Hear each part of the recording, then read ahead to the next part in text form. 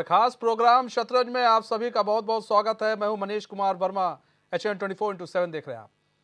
मोदी सरकार के 9 साल पूरे होने पर महाजनसंपर्क कार्यक्रम के बहाने बीजेपी ने 2024 लोकसभा चुनाव के लिए पूरी तरह कमर कस ली है। इसी महाजनसंपर्क का एक अहम कार्यक्रम टिफिन बैठक है। कहते हैं पेट के जरिए दिल तक का रास्ता आसान बन जाता है खाने के जरिए। उसी तर्ज पर अब बीजेपी के सभी सांसद विधायक अपने इलाकों में टिफिन पर चर्चा करेंगे। इस टिफिन बैठक में सभी बड़े और छोटे नेता अपने अपने घरों से टिफिन पैक करवा कर लाएंगे और एक साथ बैठकर सामूहिक भोजन करेंगे। इस बीच भोजन के दौरान एक दूसरे से संवाद भी करेंगे। यदि किसी के मन में शिकवा गिला है तो उसको भी दूर करेंगे। बीजेपी सूत्रों के मुताबिक महाजनसंपर्क के अगले 28 दिनों में पार्टी ने देश भर के 543 लोकसभा क्षेत्रों और लगभग 4000 विधानसभा क्षेत्रों में टिफिन बैठक आयोजित करने का फैसला किया। ये टिफिन बैठक हर एक विधानसभा स्तर पर आयोजित होगा। पार्टी के सभी सांसद और विधायकों के अलावा बीजेपी के चुनिंदा 250 नेताओं को टिफिन बैठक में शामिल किया जाएगा। इसका मुख्य उद्देश्य पार्टी के निचले स्तर के कार्यकर्ताओं को सक्रिय करना है। टिफिन बैठक अभियान की शुरुआत शनिवार को बीजेपी के राष्ट्रीय अध्यक्ष जेपी नड्डा आगरा से उन्होंने की। पार्टी सूत्रों के मुताबिक जेपी नड्डा के इस टिफिन बैठक में करीब 400 से ज़्यादा पार्टी के कार्यकर्ता वो शामिल होंगे। वो शनिवार को करेंगे, ये जो आने वाला शनिवार है। इस टिफिन बैठक को बीजेपी महाजनसंपर्क अभियान का हिस्सा बता रहा है, जहां टिफिन से सामूहिक भोजन और संवाद और रणनीति योजनाएं बनाई जाएंगी। वहीं दूसरी तरफ समाजवादी पार्टी का कार्यकर्ता प्रशिक्षण शिविर के जरिए मिशन 2024 फतह करने की तैयारी में है। इसकी शुरुआत 5 जून से गोला गोकर्णनाथ से हो रही है। इसके बाद नेमाशरण में जुटेंगे। धार्मिक स्थलों से प्रशिक्षण शिविर का शुरुआत कर सपा नर्म हिंदुत्व का संदेश देने की कोशिश कर रही है। यह शिविर हर जिले में लगाने की तैयारी है। इन शिविरों के आयोजन में धार्मिक स्थलों को तवज्जो दी जाएगी। इसमें भूज से लेकर जिला स्तर तक करीब 5000 प्रशिक्षार्थी भाग लेंगे। शिविर में बूथ प्रबंधन से लेकर सन 2024 के लोकसभा चुनाव के प्रबंधन की पुख्ता रणनीति बनेगी। पहले दिन सपा के राष्ट्रीय महासचिव शिवपाल सिंह यादव, प्रदेश अध्यक्ष नरेश उत्तम पटेल सहित अन्य नेता मौजूद रहेंगे। 6 जून को पार्टी के राष्ट्रीय अध्यक्ष अखिलेश यादव संबोधित करेंगे। 2024 के रण को लेकर अपने कार्यकर्ताओं को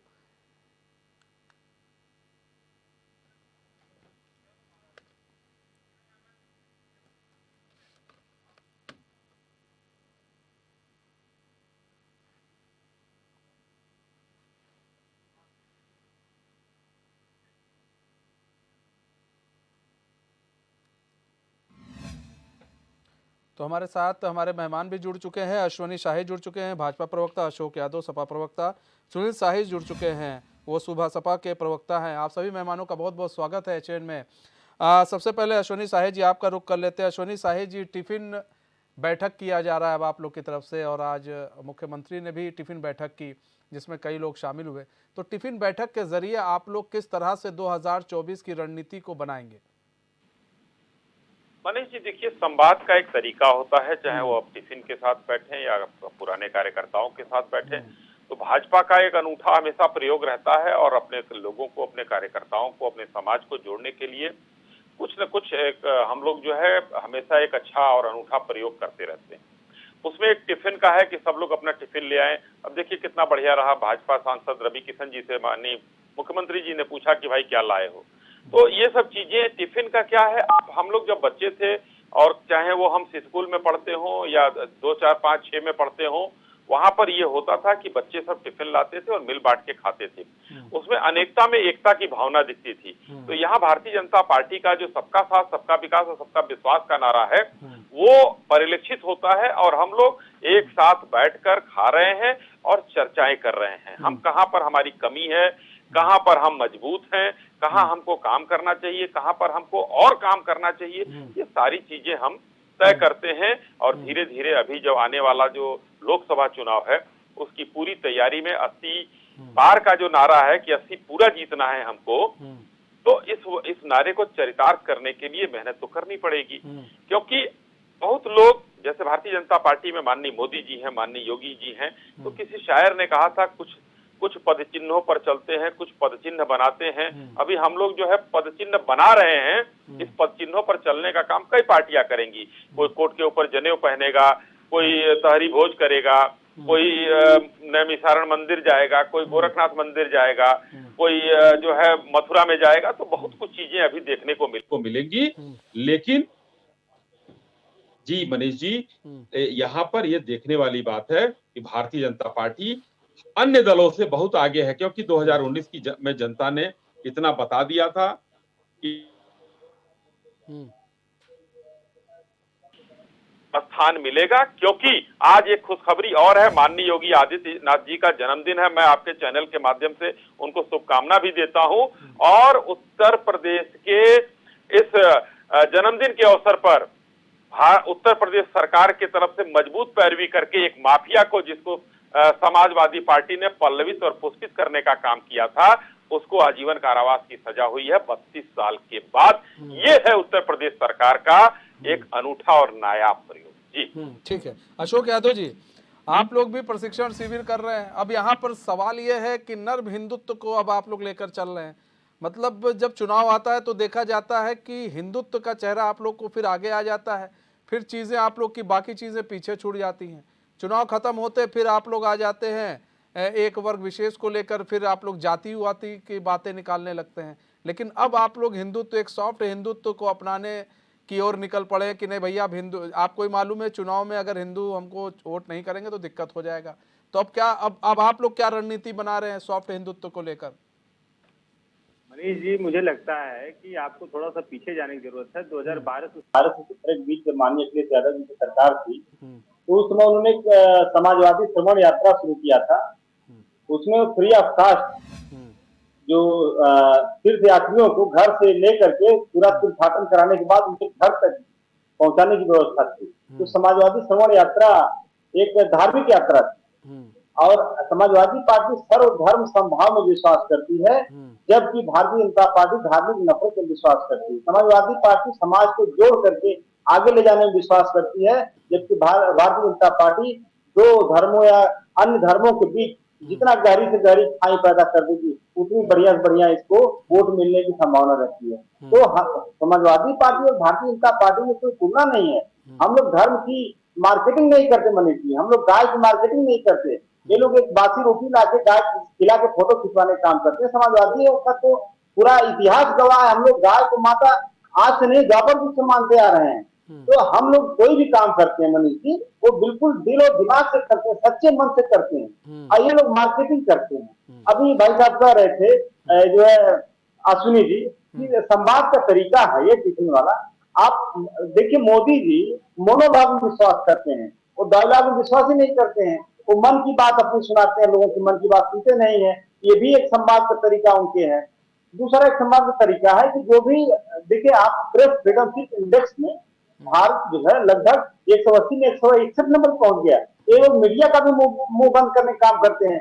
कोई चैनल अगर इनके खिलाफ खबरें चलाता है तो उससे तरह तरह का परेशान किया जाता है, उसके एंकर को निकलवा दिया जाएगा खिलाफ। ऐसा षड्यंत्र करेंगे कि वो मजबूरी में डर के मारे इनका जो प्रोपेगेंडा चलना शुरू कर देता है। ये तो संवाद का इनका तरीका बड़ा विचित्र तरीका है।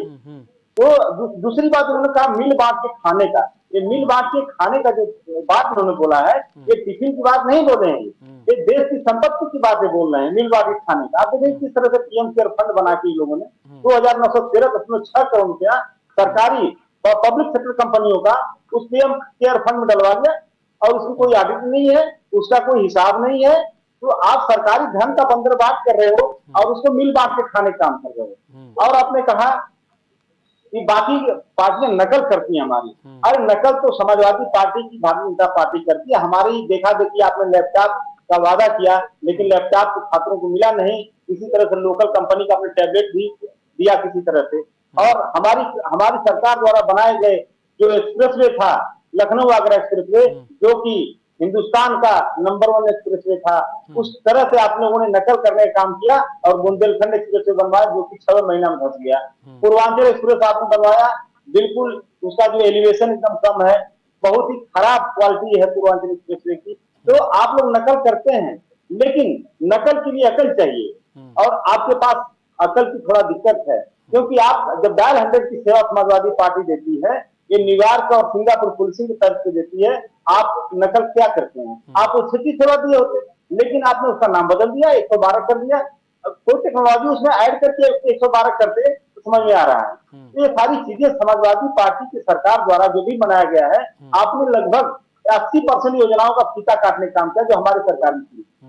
तो समाजवादियों का जो काम है वो काम बोलता है। तो ठीक है। समाजवादी पार्टी अब ये कर रहे जाति धर्म की राजनीति ठीक हम है करते हैं। सुनील सिंह अरे जी, साहब ये ठीक है बताइए, अशोक भाई, ठीक है आप आते हैं अशोक डीजीपी भाई, आते एक हैं। कार्यवाहक डीजीपी इनका अभी तक चला आ रहा है। ठीक है अभी आते हैं, ठीक है ठीक है, सुनील एक जात विशेष के अधिकारियों के आप देखेंगे किस तरह से छोटे से लेकर बड़े तबके उस तक पर भी आएंगे, पदों आएंगे पर आएंगे एक जात विशेष अशोक के भाई अधिकारियों आएंगे, की उस पर नियुक्ति भी की आएंगे, जाती है। ठीक है उस पर भी आएंगे। सुनील सिंह जी जी, सुनील सिंह जी, अब तो सुनने में आ रहा है कि आप लोग जो है 2024 के चुनाव जो है वो बीजेपी के साथ लड़ सकते हैं, ऐसी खबरें सामने आ रही हैं। तो क्या तैयारी है, क्या बीजेपी को अब दोस्ती करेंगे बीजेपी के साथ आप लोग मिलकर चुनाव लड़ने की कुछ तैयारी, ऐसी खबरें आ रही हैं? देखिए, आवाज मेरी जा रही है आपके पास? जी जी जी सुनील सिंह। देखिए, अभी तो पहले आपने ये मुद्दा उठाया कि भारतीय जनता पार्टी टिफिन का कार्यक्रम और समाजवादी पार्टी अपना कार्यकर्ताओं से मिलन समारोह करने जा रही है, प्रशिक्षण शिविर जो भी हो। देखिए, चुनाव जब नजदीक आता है तो सारी पार्टियां कोई ना कोई नाम लेके अपना कार्यक्रम चलाती हैं। लेकिन हम लोग और हमारे नेता आदरणीय ओम प्रकाश राजभर जी, सुहलदेव भारतीय समाज पार्टी हमेशा जनता के बीच में रहने का काम करते हैं। अभी आपने कुछ महीने पहले देखा, हम लोग सितंबर अक्टूबर के महीने में सावधान यात्रा निकाले और उत्तर प्रदेश के 75 जिले से होकर हम लोग उसका समापन बिहार के पटना जनपद में और लोगों को ये बताने का काम किए कि भाई देखिए, आप हमें वोट दीजिएगा या मत दीजिएगा, लेकिन इतना जरूर कीजिए कि जो नेता आपके बीच में जो वादा करके जा रहा है और चुनाव अगर आ रहा है और पुनः आपके बीच में जाता है तो उससे पूछने का काम कीजिए कि जो आपने वादा किया उसको पूरा कितना किया, वो हमको बता दीजिए। हम लोग हमेशा जनता की समस्याओं की पे बात करते हैं। हमारे नेता आदरणीय ओम प्रकाश राजभर जी जनता जो मूल रूप से जिनके यहाँ विकास की धारा नहीं पहुंची है, उन लोगों के, चूंकि हमारे नेता हमेशा जमीन पे रह के काम करते हैं और जमीन पे चल के उनकी समस्याओं को सुनने का काम करते हैं। वो हमेशा कहते हैं कि बेरोजगारी पे चर्चा हो जाए, शिक्षा पे चर्चा हो जाए, स्वास्थ्य पे चर्चा हो जाए। विश्व के अनेक देशों में शिक्षा फ्री दी जा रही है, अनेक देशों में स्वास्थ्य की सुविधाएं फ्री दी जा रही हैं। भारत देश में क्यों नहीं दी जा रही है? और समाजवादी पार्टी के नेता भी यहाँ पे बोल रहे थे कि इनके देखा देखी भारतीय जनता पार्टी कर रही है। इसमें देखा देखी की बात नहीं होनी चाहिए। आप जनता के असल मुद्दे को कितना उठा रहे हैं, जनता आपके व्यवहार को, सदन में आपकी भाषा को, जनता की समस्याओं को कितना आपका नेता उठा रहा है, उस पर ज्यादा ध्यान दे रही है। क्योंकि हर लोगों के पास मोबाइल हो गई है, नेटवर्किंग सिस्टम इतना हो गया है कि कहीं भी आप कुछ बोलते हैं तो उससे जनता ध्यान लगा के सुनती है और उसका आकलन करके वोट देने का काम करती है। अगर हिंदुत्व की बात है तो देश, हमारा देश अनेक धर्मों का देश है। सारे लोग अलग अलग रूप से अपना धर्म को मानते हैं। ये बता रहे हैं लेकिन सुनील भाई लेकिन जब इलेक्शन आता है, मानते तो सभी लोग हैं सभी धर्मों को, ये तो कहा जाता है सभी पार्टियों की तरफ से, लेकिन इलेक्शन आता है तो सभी का अपना अपना चेहरा और रंग दिखने लगता है और जब इलेक्शन खत्म हो जाता है उसके बाद फिर दिखने लगता है।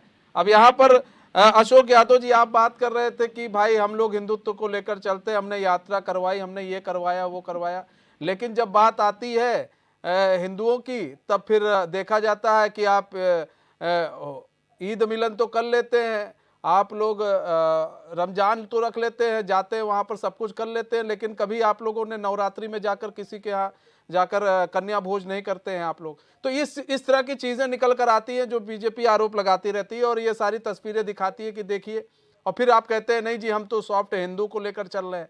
अब यहाँ पर तो फिर सवाल उठते हैं ना कि आप उस वक्त चुनाव खत्म होने तक हिंदू खत्म हो जाते हैं आपके, जब चुनाव खत्म हुआ हिंदू खत्म, 5 साल तक आप लोग एक वर्ग विशेष को लेकर चलेंगे, लेकिन जैसे चुनाव आता है फिर हिंदू याद आ जाते हैं। तो सर ऐसे दोहरी राजनीति नहीं, एक एक माइंड फोकस रखिए कि इसको लेकर चलना है तो लेकर चलना है, और हम इसकी राजनीति कर रहे हैं।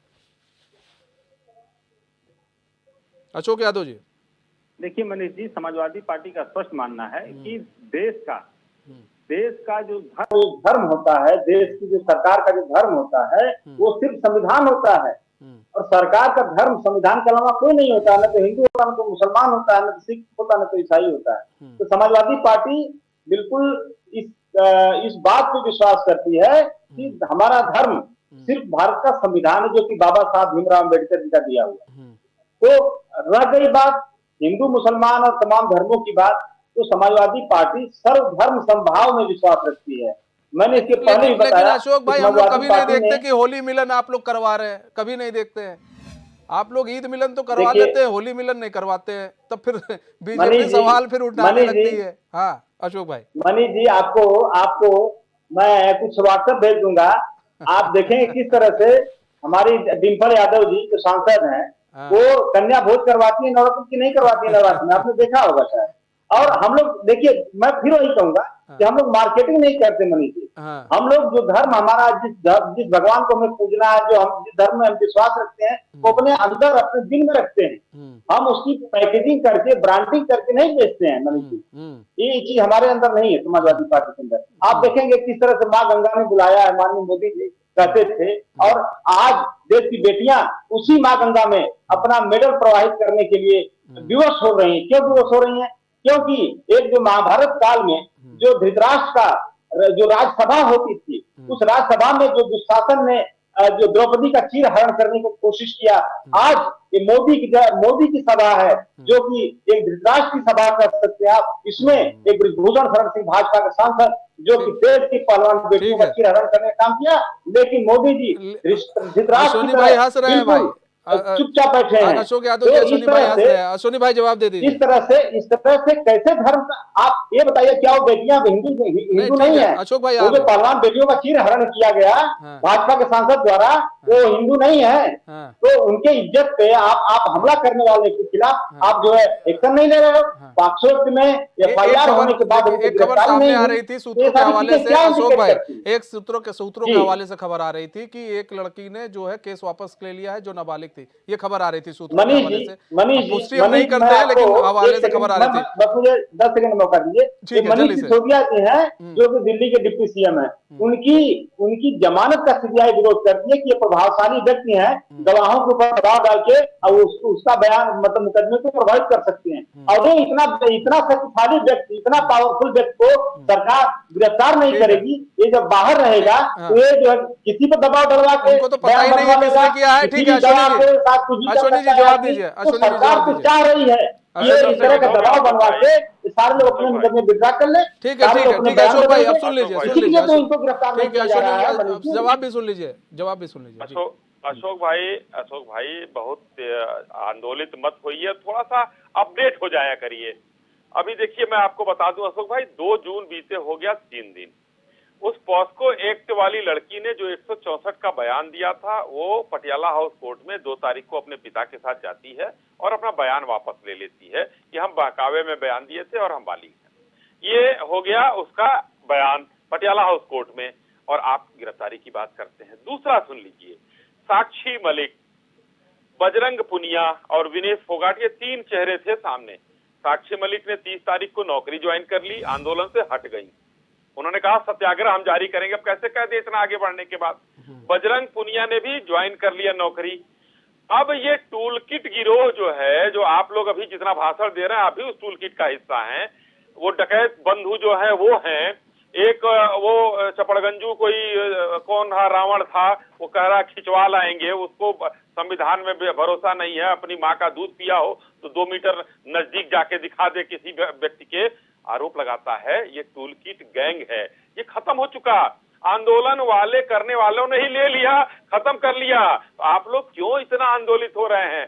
किसान आंदोलन की तरह किसानों को बरगलाने वाले रालोद, समाजवादी पार्टी, आम आदमी पार्टी, वो अड़हुनी चढ़हुनी बढ़हुनी जितने थे सारे, जोगेंद्र यादव ने तो कहा कि हमने तो पिच तैयार कर दिया था, मुलायम वो कि अखिलेश यादव मौका का फायदा नहीं उठा पाए।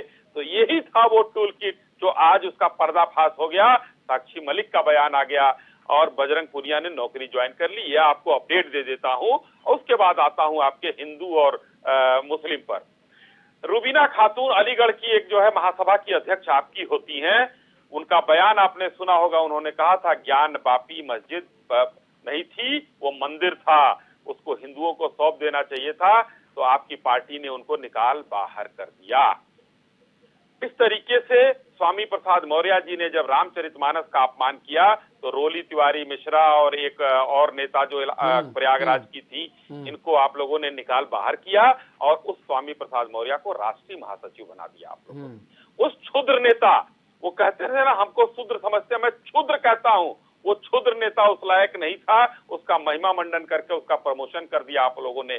तीसरी बात, वीरपाल जी आपके राज्यसभा सांसद थे, उन्होंने कहा था कि कांवड़ यात्रा में लोग दारू पीकर हंगामा करते हैं, कांवड़ यात्रा बंद करिए, और कांवड़ यात्रा आप लोगों ने बंद करा दिया। किस तरीके से आप लोग हिंदुओं के साथ हैं। अभी आप मनीष भाई ने कहा कि टोपी लगाकर आप लोग इफ्तार तो करते हैं, लेकिन नवरात्र में कभी कन्या पूजन नहीं करते। आपने डिंपल जी के बारे में बता दिया। मैं कहना चाहता हूं कि एक राजपूत घराने से आती हैं, उनको संस्कार मिला होगा, वो कर रही हैं। आप बताइए अशोक भाई, कितना आप वीडियो अपने घर का जारी कर देते, आपने समाज में आपने जहां आयोजित किया हो उसका वीडियो जारी कर देते, एक डिंपल जी का क्यों करते हैं। आप लोगों को बैसाखी की जरूरत होती है। समाजवादी पार्टी शुद्ध रूप से हिंदू विरोधी पार्टी है। और आपको याद है अशोक भाई, मैं आपको बताना चाहता हूं, याद करिए मुलायम सिंह यादव जी की सरकार और बनारस में जब साधुओं को लाठी से पीटा गया था, मुलायम सिंह यादव जी की सरकार और कारसेवकों को गोलियों से भूना गया था और सरजू का पानी खून से लाल हो गया था। तो ये सब एक नहीं अनेकों और हजारों उदाहरण हैं जहां पर तुष्टीकरण की बात आती है और आप लोग हिंदू विरोधी काम करते हैं। ठीक है, ठीक है सुनील सिंह जी, ठीक है सुनील सिंह जी, देखिए सवाल ये है सर कि इधर देखिए टिफिन की बात हो रही है। भाई कहते हैं ना कि पेट से ही सब कुछ जाता है, और सब दूसरी चीज़ ये इधर प्रशिक्षण शिविर की बात हो रही है।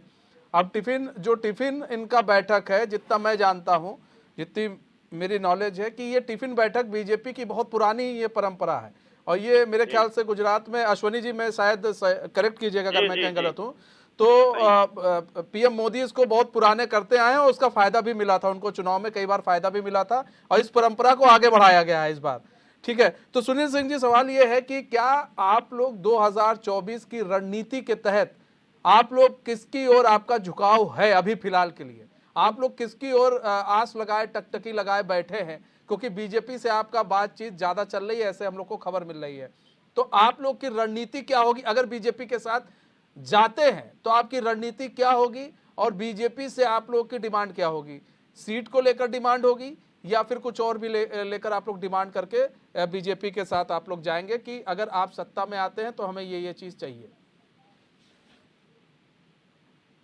जनता के बीच में सावधान यात्रा के माध्यम से जनता के बीच गए, उसके बाद महिला हक अधिकार रैली के माध्यम से महिलाओं का 25,000, 30,000, 35,000, 20,000, 15,000 हर मंडलों में हम लोगों ने कार्यक्रम किया।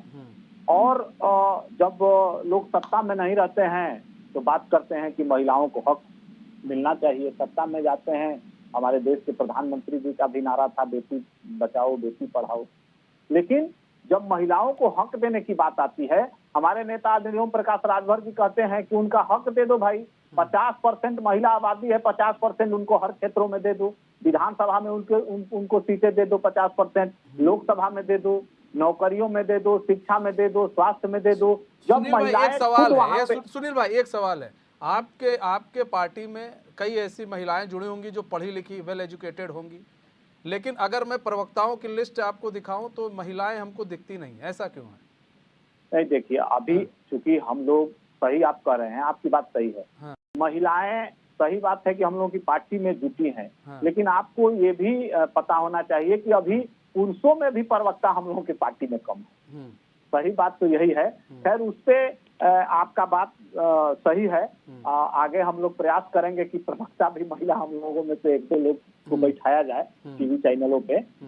आपकी बात से मैं सहमत हूँ, लेकिन आपने एक और सवाल किया कि भाई आप लोग जाना किधर चाहेंगे। हम लोग जनता के बीच में हैं। हम लोग 2019 में भारतीय जनता पार्टी के साथ गए, और जहां मूल हम लोगों का, आज तो हम पूरे प्रदेश के 75 जिले में हमारा संगठन है। लगभग 21-22 जनपदों में बिहार में हमारा संगठन तैयार हो गया है। बड़ी बड़ी सभाएं भी हमारे नेता ओम प्रकाश राजभर भी कर रहे हैं। तो हम लोग अभी जनता के बीच में हैं और जनता के मूड को देख के 2019 में हम लोग भारतीय जनता पार्टी के साथ गए और उसका परिणाम ये रहा कि 14 वर्षों तक भारतीय जनता पार्टी सत्ता से बेदखल थी।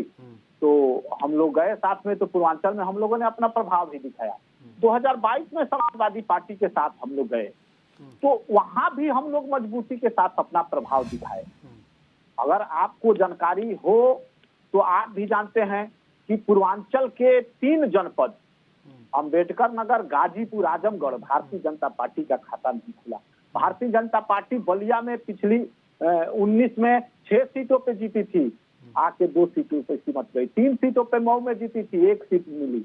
अंबेडकर नगर साफ हो गया। उधर आपके बस्ती में 5 सीटों में 4 लेकिन सुनील भाई, क्या आप लोगों ने क्या आप लोग ये आईना दिखाकर लोगों के बीच में जाएंगे? मतलब बीजेपी से कहेंगे नहीं जी, हम अगर ज्वाइन करेंगे तो ये नहीं, देखिए ये गठबंधन जो होगा तो शीर्ष नेतृत्व गठबंधन के बारे में कुछ भी बोलता है, सोचता है, समझता है किससे करना है, नहीं करना है। हम लोग जो काम करते हैं, जो जमीन पे काम करते हैं, अपनी पार्टी के नेता जो भी जनता के बीच जाते हैं उसके बारे में हम बताएंगे, हमारे मुद्दे क्या हैं वो बात बताएंगे। अब गठबंधन किसके साथ होगा ये तो हमारा राष्ट्रीय नेतृत्व तय करेगा।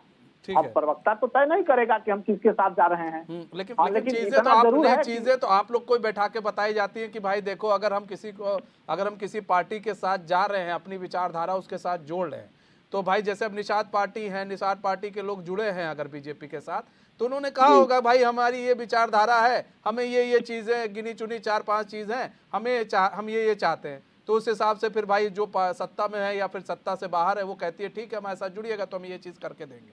फिलहाल सपा से जो उम्मीद थी वो तो आप कह रहे हैं खत्म हो चुकी है, अभी बीजेपी के साथ आपकी उम्मीद बाकी है। लेकिन अशोक यादव जी आपके पास आते हैं। अशोक भाई, सवाल आपसे भी यही है, हम ये जानना चाहेंगे, आपके इतनी बड़ी कार्यकारिणी की हम लोगों ने लिस्ट देखी थी, उसमें कितनी महिलाएं हैं? आप लोग भी महिलाओं की बात करते हैं, महिलाओं के बारे में जरा बताएंगे हम लोग को, बड़े पद पे बताइएगा सर। महिला सभा की राष्ट्रीय अध्यक्ष जूही सिंह जी, अब इससे बड़ा आपको उदाहरण मैं क्या बताऊं। और जो समाजवादी पार्टी तो सर महिला सभा की राष्ट्रीय अध्यक्ष तो वही रहेंगी, तब का कोई पुरुष थोड़ी ना रहेगा सर। महिला सभा बनाया है आपने तो उसकी राष्ट्रीय अध्यक्ष जूही सिंह जी रहेंगे, कोई पुरुष तो रहेगा नहीं। मैं कह रहा हूँ ऐसा बताइए ना, जो राष्ट्रीय महासचिव, आपके राष्ट्रीय महासचिव की अगर बात कर लें, कितने हैं आपके यहाँ? देखिए मनीष जी, जो राष्ट्रीय कार्यकारिणी हमारी घोषित हुई है, राष्ट्रीय कार्यकारिणी जो घोषित हुई है उसमें लगभग आधा दर्जन महिलाएं हैं, लगभग आधा दर्जन महिलाएं हैं। उसमें सचिव जितने पद होते हैं, कोई महासचिव ही पद नहीं होता है यार देखिए कुछ पद ऐसे होते हैं जिसमें कुछ महिलाएं ऐसी होती हैं जो कहती है कि हम इस जिम्मेदारी में थोड़ा सा असमर्थ लेने में, तो हम ये जिम्मेदारी ले लेंगे। तो इस तरह से जो जिस हिसाब से फिट हुआ राष्ट्रीय कार्यकारिणी में, हमारे लगभग आधा दर्जन महिलाएं हैं मनीष जी राष्ट्रीय कार्यकारिणी।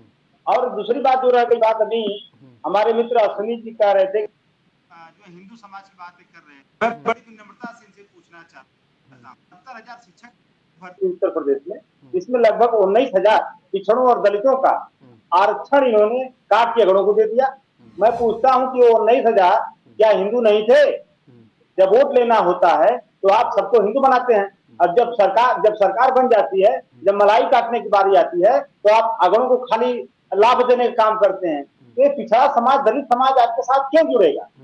ये धीरे धीरे चीजें जो है लोगों के दिमाग में आ रही हैं। और देखेंगे आप लोग चुनाव में एक बहुत बड़ा जो आंदोलन शुरू हुआ था बिहार से जाति जनगणना का, ये लोग जाति जनगणना का विरोध कर रहे हैं। और इसका विरोध इसलिए कर रहे हैं कि ये इसमें जो है खुलासा हो जाएगा कि कितने परसेंट कौन है, पिछड़ों का इतनी संख्या है। अशोक भाई एक चीज समझना चाह रहे हैं, लेकिन भागीदारी नहीं है। अशोक भाई एक चीज समझना चाह रहे हैं, आपके पार्टी में भी ठाकुर होंगे, पंडित होंगे और भी लोग होंगे, तो क्या ठाकुर पंडितों का साथ देना क्या गलत है? अब सवाल ये है कि पिछड़ी जाति है पूरे हिंदुस्तान में सिर्फ एक जाति रह गई है, पिछड़ी, दलित और भी जो जातियां हैं, मतलब और कोई जाति नहीं है। वो जो जाति है, क्या वो जाति क्या फल फूल नहीं है, और सारी जातियों का शोषण किया जा रहा है। तो सवाल ये है सर कि आप लोग क्यों ऐसे जातियों में बांटकर फिर आप लोग कहते हैं, फिर ठाकुर पंडित आपको वोट नहीं करते, फिर ठाकुर आपको वोट नहीं करते, फिर कहते कि जी इसलिए वोट नहीं किया क्योंकि हम दलितों की बात करते हैं इसलिए ठाकुर पंडित हमको वोट नहीं करते। आप देखिए किस तरह से आपके नेता बयान देते रहते हैं ठाकुर पंडित को लेकर। तो सर ये गलत चीज है ना। जाति तो वो भी है, अगर ठाकुर है तो बिना जाति के तो ठाकुर है नहीं, पंडित है बिना जाति के तो पंडित है नहीं। मनीष भाई, हाँ। देखिए समाजवादी पार्टी भी आप लखनऊ में जितना बड़ा पार्क बना है उस पार्क का नाम मिश्रा पार्क। तो वही तो मैं भी कह रहा हूँ, हमारे यहाँ मोहन सिंह थे, वही मैं भी कह रहा हूँ अशोक यादव जी भाई, मैं भी यही कह रहा हूँ। आप लोगों के यहाँ भी पार्टी में ठाकुर पंडित हैं आपके यहाँ अच्छे उस पर, लेकिन सवाल ये है कि राजनीति सिर्फ आप लोग घूम फिर कर एक दलित समाज पर क्यों आकर टिकते हैं। आप लोग भला करना है तो सभी जाति का भला कीजिए, फिर आप कहते हैं इन्होंने ठाकुर पंडितों का भला किया, दलित जाति का भला नहीं किया। मनीष भाई, मैं समाजवादी पार्टी का स्पष्ट मानना है कि जिसकी जितनी संख्या भारी उसकी उतनी हिस्सेदारी। आप ये बताइए कि अगर अभी मतलब अब हिस्सेदारी पर आप लोग वोट के चक्कर में है कि अब दलित और मतलब दलितों का अगर वोट ज्यादा होगा, इतनी हिस्सेदारी, तो आप लोग दलितों की ओर घुस जाएंगे कि भैया देखो तुम्हारी हिस्सेदारी ज्यादा है, बताओ तुम अगर हमको वोट करोगे तो हम तुमको ये देंगे। ये तो सर सरासर आप लोग लालच देने का काम कर रहे हैं। क्यों नहीं मनीष जी, देखिए ये बताइए, आप एक घर में अगर 4 भाई हैं तो चारों को बराबर हिस्सा मिलना चाहिए कि नहीं मिलना चाहिए? आप ये बताइए। अभी कहाँ बटा है, अभी कहाँ बटा है सर, अभी कहाँ बांट दिया है इन लोगों ने? मनीष जी, उनकी जो संख्या जितनी चाहिए नौकरियों में, वो नौकरियों में उतनी संख्या क्यों नहीं मिल रही है? इस तरह से मैं स्पष्ट पूछना चाहता हूँ। 19,000 जो पिछड़ों दलितों का, अश्विनी जी जवाब दे दीजिए सर। उस पे जो है कुठाराघात किया, ये उनके साथ धोखा हुआ कि नहीं हुआ? ठीक है अश्विनी भाई, इन सवाल को जवाब दे दीजिए अश्विनी भाई। 19 में मिल गया था, 19 में एक बुआ और बबुआ का गठबंधन हुआ। उस गठबंधन में देखने को मिला, जैसे ही चुनाव खत्म हुआ, हफ्ता या 15 दिन बीता था, आरोप लगाना शुरू हो गया कि हमारा वोट तो उधर चला गया और उनका वोट नहीं आया, हमारा वोट उधर चला गया उनका वोट नहीं आया। मगर ये एक परसेंटेज निकाला गया, परसेंटेज में ये देखा गया कि दलितों का भी वोट भारतीय जनता पार्टी की तरफ सर्वाधिक आया, क्योंकि उनको माननीय मोदी जी की लोक कल्याण नीतियों में भरोसा था। और अब यही देखते हुए मनीष भाई, ये लोग अब जनगणना करा रहे हैं और जाति जनगणना की मांग कर रहे हैं। मैं बताना चाहूंगा अशोक भाई को, मनीष जी आपके माध्यम से, कि 2011 में लालू प्रसाद यादव जी और मुलायम सिंह यादव जी के बहुत ही मजबूत जोर लगाने के बाद कांग्रेस की मनमोहन सिंह सरकार ने जातीय जनगणना कराई, लेकिन उसका रिपोर्ट आज तक प्रकाशित नहीं हुआ। क्यों नहीं हुआ? क्यों खेल कर रहे थे ये लोग? अब तो बिहार में, जो बिहार का नाम लिया अशोक भाई ने, वहां पर कोर्ट ने रोक लगा दी है। 2011 में आप लोगों की सरकार थी, आय से अधिक संपत्ति के मामले में मुलायम सिंह यादव ने सरकार बचाई, जाकर उसके मामले, यूरेनियम मामले में, न्यूक्लियर संधि के मामले में, और अपनी जांच को बंद कराया। मुलायम सिंह यादव जी ने सीबीआई जांच को बंद कराया, मगर क्या उस महिला, उसका जो है जातिगत जनगणना का जो है रिपोर्ट नहीं शामिल आगे ले आ सकते थे? नहीं ले आए। ये जनता को बरगलाना और इन लोग जनता के बीच में आकर इनको ये सिर्फ बताना है कि भाजपा महिला विरोधी, भाजपा दलित विरोधी। जनता जान गई है, 80 करोड़ लोगों के साथ हम खड़े हैं। जब कोरोना काल से लेकर और आज तक शौचालय हमारे 11 करोड़ बने हैं, वो बने उन्हीं लोगों को गया है। आवास पहले भी कभी बनते रहे होंगे, लेकिन जिस तरीके से इस समय आवास बने हैं, 3.5-4 करोड़ आवास जो दिए गए हैं लोगों को, उसमें उत्तर प्रदेश का सबसे बड़ा हिस्सा था। आयुष्मान योजना विश्व में सबसे अव्वल योजना चल रही है, जिसमें 5 करोड़ लोगों से ऊपर लोगों ने लाभ उठा लिया है उसका, और बड़े अस्पतालों में उठा रहे हैं। तो इन लोगों में न कोई हमने दलित देखा और न हमने कोई सवर्ण देखा। हमने ये देखा, ये उत्तर प्रदेश का निवासी हमारा है, ये आंध्र प्रदेश का हमारा निवासी है, ये महाराष्ट्र का है, तो ये सिक्किम का है। सबको उसका लाभ मिला है। इसलिए हमारा नारा है सबका साथ, सबका विकास और सबका विश्वास। और ये लोग मनीष भाई, ये लोग क्या चाहते हैं, अब हिंदू में दो पार्ट करो, ये हिंदू है, ये दलित है। क्योंकि अब हिंदू मुस्लिम करके तो इन लोगों ने देख लिया, हज में सब्सिडी देकर देख लिया, और कब्रिस्तान की चारदीवारी करके देख लिया। और मेरी बेटी, उनका कल अशोक भाई की सरकार थी 2012 से 17 तक, तो मुस्लिम महिला लड़कियों को 30,000 रुपए देते थे, हिंदू लड़कियों को नहीं देते थे। ये सब करके देख लिया इन लोगों ने।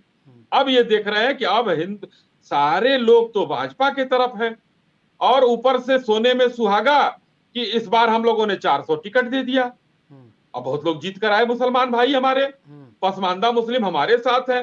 तो इन लोगों के तो भाई अब सर के बल दौड़ना ही है इन लोगों को। इस बार 80 का जो नारा है, वो हम 80 में 80 सीट जीतने जा रहे हैं। समाजवादी एक पार्टी सवाल का ये जो भी उठता है 3 ना सीट है कि कर्नाटक में जो चुनाव आप लोग हारे, तो कर्नाटक में जो जी। चुनाव हारे उसके बाद से आप लोगों ने क्या सबक लिया? सवाल ये भी उठता है कि कर्नाटक में क्या कारण रहा चुनाव हारने का, और सबक आप लोगों ने क्या लिया है कर्नाटक के चुनाव हारने के बाद? मनीष जी, देखिए, हर चुनाव से एक सबक मिलता है पार्टियों को, और भारतीय जनता पार्टी वो पहली पार्टी है कि चुनाव हारने के तुरंत बाद समीक्षा करती है और फिर अगले चुनाव की तरफ बढ़ जाती है। ये लोग आराम करते हैं कि बहुत चुनाव में मेहनत किया, हम लोग आराम नहीं करते। हाँ, लोकतंत्र है, और हमने पूछा, अशोक भाई से अभी फिर से पूछ ले रहा हूं कि क्या कर्नाटक में लोकतंत्र बचा या हत्या हो गई, ये बता देंगे।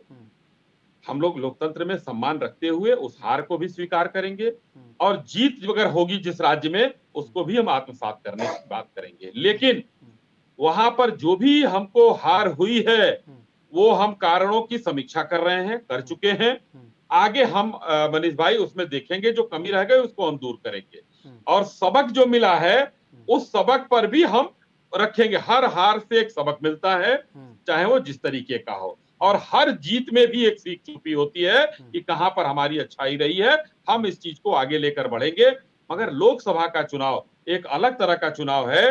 पूरे देश में जनता ये चाहती है कि माननीय मोदी जी हमारे नेता बने रहे, और 31 देशों में वो सर्वमान्य लोकप्रिय नेता है। पता नहीं कौन सा इंडेक्स अभी अशोक भाई गिनवा रहे थे, ये लोग एक इंडेक्स गिनवा रहे थे। हाँ, हंगर इंडेक्स गिनवा रहे थे। हंगर इंडेक्स, हाँ, कि हम श्रीलंका से भी पीछे हैं, पाकिस्तान से भी पीछे हैं। आटा नहीं मिल रहा उनको श्रीलंका, भारत के इस समय रहमो करम पर है। लेकिन हम इतना कहना चाहेंगे कि जिस देश ने बनाया था, पोलैंड ने शायद बनाया था, वहां की एक एनजीओ ने बनाया था उसको। मैं लखनऊ शहर में रहता हूं मनीष भाई, और मैं इतना कहना चाहता हूं कि एक सहालग होती है ना, जो शादियों का सीजन होता है, जितना खाना बचता है ना हम लोग के एक सहालग में, पोलैंड की पूरा देश पूरा साल खाना खा सकता है। हंगर इंडेक्स की बात पोलैंड की एनजीओ न करे, और हमारे लोग वो लेकर ना जाएं।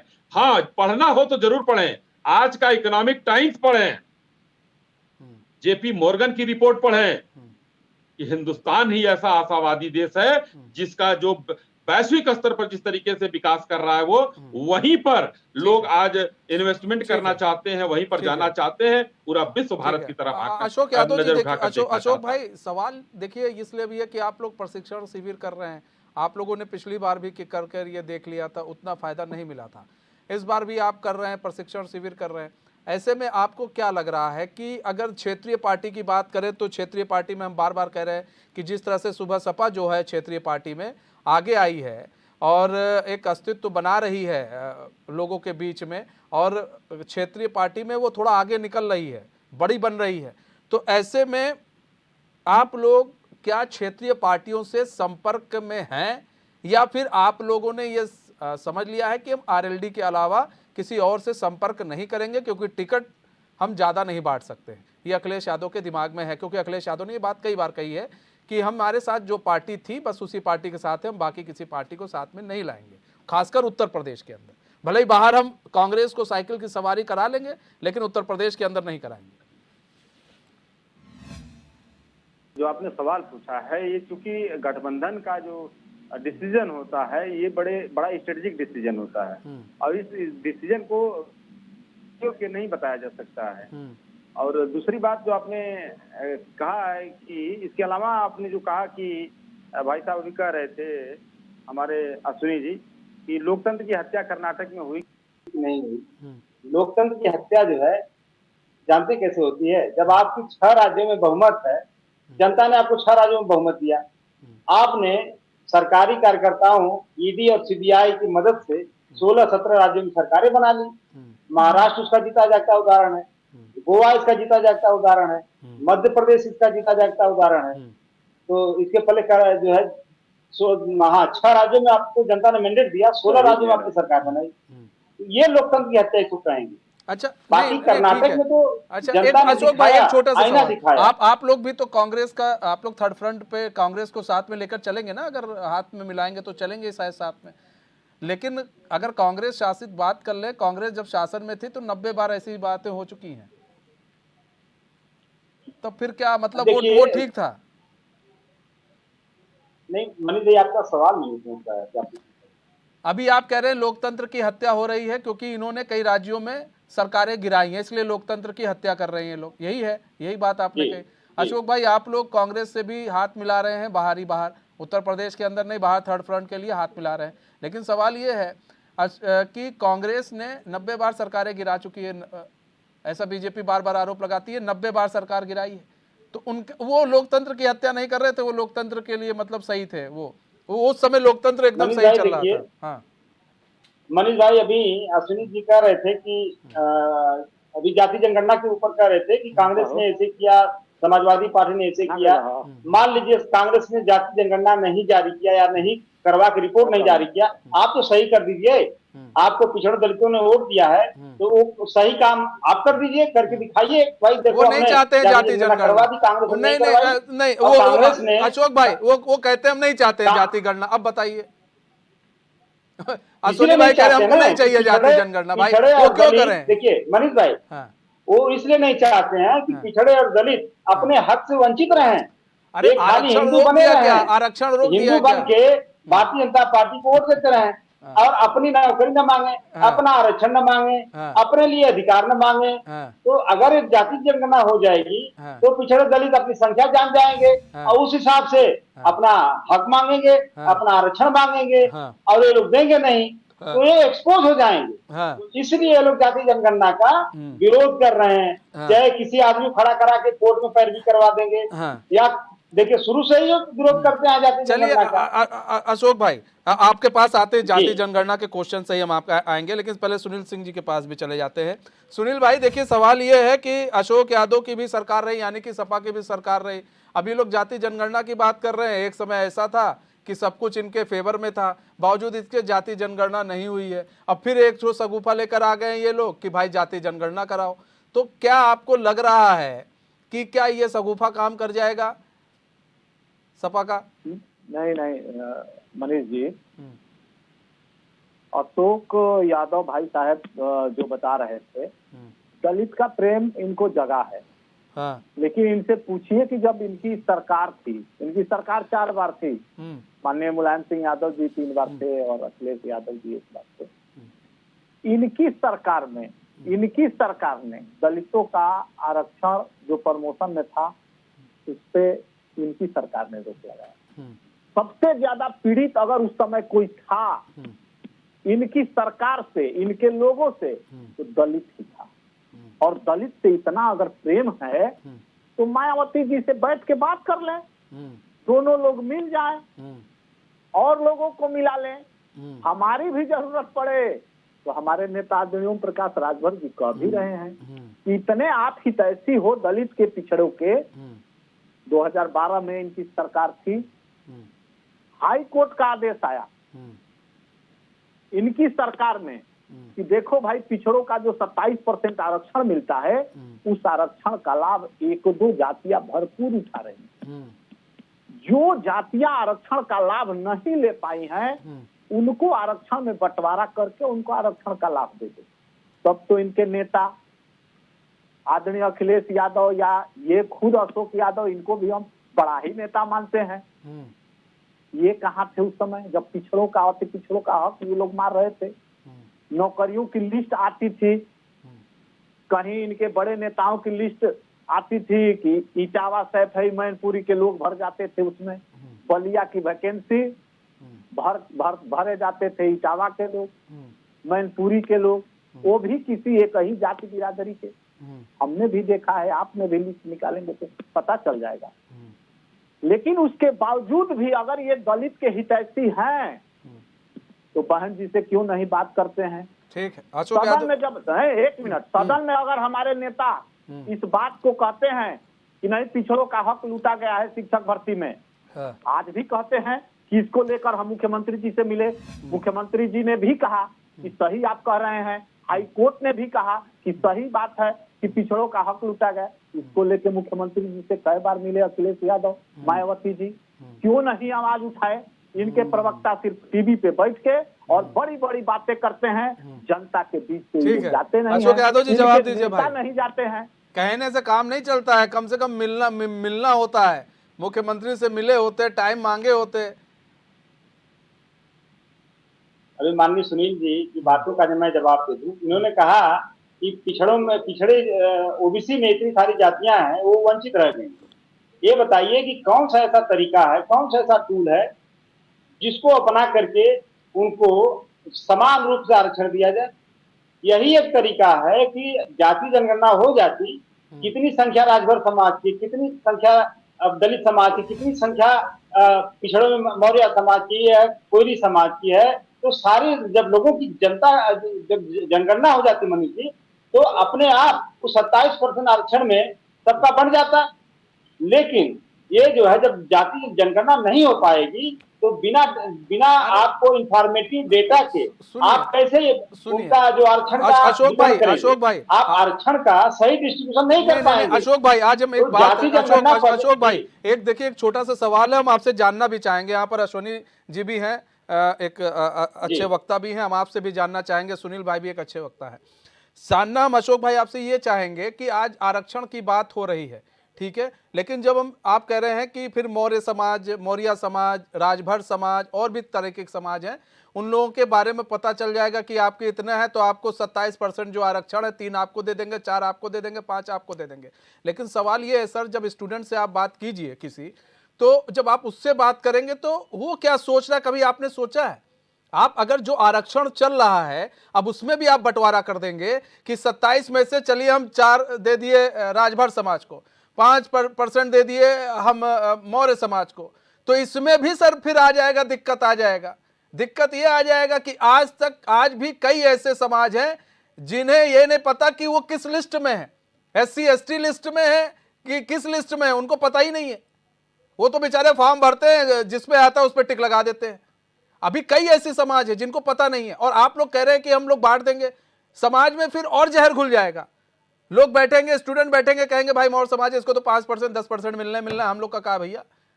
तो ऐसे में चीजों को बांटा ना जाए, जो चल रही है उस प्रथा को चलाया जाए, और उसमें कुछ बेहतर हो सकता है, बेहतर कीजिए। लेकिन अगर आप इस तरह बांटेंगे तो सर आपको नहीं लग रहा समाज के अंदर दिक्कत पैदा हो जाएगी, स्टूडेंट्स के अंदर दिक्कत पैदा होगी? मनीष जी दिक्कत बिल्कुल नहीं होगी। दिक्कत ये बताइए, आप जब कोई समाज अगर वंचित रहेगा, वो दिक्कत वाली बात नहीं आपके हिसाब से? अगर उस समाज की संख्या जितनी है उसके समाज में उसके संख्या के हिसाब से अगर उसको अधिकार नहीं मिलेगा तो क्या उसके साथ अन्याय नहीं है? अभी तो अशोक भाई अभी तो ये है कि मौर्य हो, राजभर हो और भी कोई समाज हो, उसको 27% आरक्षण मिल रहा है, तो उसको मालूम है कि हम इस आरक्षण के तहत काम कर रहे हैं, और हम अगर एग्जाम देते हैं या फिर हमको काम मिलता है तो इस आरक्षण के तहत मिल जाएगा। ठीक है, हम आते हैं अशोक भाई आपके पास। सोनी जी जवाब दीजिए सर, कुछ कह रहे थे आप। होगी, भारतीय जनता पार्टी ये नहीं चाहती है। मैं अशोक जी से कहना चाहता हूँ, आप बंटांगिया समूह है, मैं पूर्वांचल की बात करता हूँ, मुसहर समाज है, धानुक समाज है, ये इतने समाज हैं, इनका जैसे इन्होंने नारा लगाया जिसकी जितनी संख्या भारी। तो भाई अगर उनकी संख्या कम है तो क्या उनकी हिस्सेदारी नहीं होगी? नहीं होगी, हाँ। वो तो गिनती के हैं, हजारों की संख्या में है। हाँ। तो फिर एक वर्ग संघर्ष की नींव पड़ेगी या नहीं पड़ेगी? हाँ। और रही जहां आरक्षण की बात मनीष जी, हाँ। अभी निकाय चुनाव हुए हैं नगर निगम के, हम लोगों ने संकल्प लिया था कि जब तक इस पर आरक्षण लागू नहीं कराएंगे, कोर्ट के द्वारा लागू हुआ और फिर हमने चुनाव कराया। ये लोग बहुत हल्ला कर रहे थे, चुनाव करा दीजिए, चुनाव करा दीजिए, और दूसरी तरफ कहते थे भाजपा आरक्षण की विरोधी है। तो हम इन लोगों की बातों में नहीं चलना चाहते हैं और सबको साथ लेकर चलने की बात करते हैं, न कि हम वर्ग संघर्ष की बात करते हैं। कोई 1000 में है, कोई लाख में है, कोई 50,000 में है, तो क्या उनको वो सुविधाएं नहीं मिलेंगी? तो ऐसे यही चीज है, यही चीज है, वही बात हो रही है अशोक भाई। कई ऐसे हैं जिनको अभी पता ही नहीं, जो लोग लड़ रहे हैं कि हमें पिछड़ी जाति में हमको किया जाए, हमें इस जाति में किया जाए, लेकिन कई लोग ऐसे संघर्ष कर रहे हैं, लेकिन अभी तक उनको पता ही नहीं है। और आपको मैं बताऊं कि अगर ये हो जाता है, अश्विनी जी की बात से आप इत्तेफाक रखते नहीं रखते पता नहीं, लेकिन सही बात है, अगर यहां पर राजभर समाज के 10,000 लोग हैं भाई और कुर्मी समाज के 5,000 लोग हैं, तो यहां पर तो संघर्ष हो जाएगा कुर्मी और राजभर समाज में। तो फिर क्या करेंगे ये लोग? तो फिर यहां पर दिक्कत है ना कि मतलब ये नारा देना है, समाज को बांटना है, बस ये आप लोगों ने सोच लिया, नारा दे दो और एक चिंगारी लगा दो, बाकी ये जाने, इनका काम जाने। लेकिन हम टेक्निकली हम उस चीज की ओर क्यों नहीं जाते हैं? हमें वो भी तो देखना पड़ेगा ना सर। ये सब शिगुफा है कि इससे जाति संघर्ष बढ़ेगा, इससे फलाने बढ़ेगा, इससे धमाके समस्या हो जाएगी। देखिए, आप ये बताइए कि जो अभी इसके पहले मैंने एग्जांपल दिया था 69,000 शिक्षक भर्ती में, ये 19,000 लोगों का जो पिछड़े दलित थे उनका आरक्षण पे सरकार ने डाका डाला, ये तो हाईकोर्ट ने भी मान लिया, पिछड़ा वर्ग आयोग ने भी माना इस बात को। तो इस तरह से आप देखेंगे लेटरल इंक्रीज के माध्यम से डायरेक्ट बिना आईएएस की परीक्षा दिए ये लोग अपने लोगों को जो आईएएस बना दे रहे हैं। इस तरह से 13 पॉइंट रोस्टर का इस्तेमाल करके अरे अनिल यादव को देख लिए होते भाई प्रयाग में, क्या कर रहे थे वो? खास जातियों की नियुक्तियां हो रही यूनिवर्सिटीज में प्रोफेसर या असिस्टेंट प्रोफेसर के रूप में। तो आप ये बताइए, ये जो पिछड़े समाज के पढ़े लिखे क्वालिफाइड बच्चे हैं, आप उनको क्यों वंचित कर रहे हैं? सर यही तो कह रहे हैं, आप लोग जब पूछा, देखिए ठीक है बीजेपी नहीं कर रही है, मान लेते हैं हम बीजेपी नहीं कर रही है, बीजेपी नहीं कर रही है, आपकी बात सही है, बीजेपी नहीं कर रही है, लेकिन आपके जब आप लोग की सरकार थी, आप लोग पर भी तो आरोप यही लग रहे थे। आप लोग एक जाति वर्ग या फिर एक वर्ग विशेष को, यादव समाज को या तो फिर मुस्लिम समाज, यही तो आरोप लग रहे हैं। और सुनील भाई भी यही आरोप लगा रहे हैं। हाँ मनीष जी, मैं एक बात आपको बताऊं, आपने अभी जो उत्तर प्रदेश विधानसभा का सत्र आपने देखा होगा, माननीय योगी जी ने जब कहा कि 86 में से 56 एसडीएम यादव हो गए थे, आपको याद होगा, उसी समय नेता प्रतिपक्ष माननीय अखिलेश यादव जी ने सवाल उठाया और योगी जी से कहा कि आप वो रिपोर्ट माननीय विधानसभा जी के यहाँ टेबल कर दीजिए जिसमें 86 में 56 एसडीएम यादव हुए थे। वो बगले झांकने लग गए थे। तो इनका देखिए, जो नेता जितना बड़ा उतना बड़ा झूठ, तो एक पूरा समाज में झूठ की। लेकिन सर बीजेपी ने एक और आरोप लगाया था, एक और आरोप भी था बीजेपी का है कि थानों में जो पोस्टिंग होती थी उस पर भी तो आरोप है।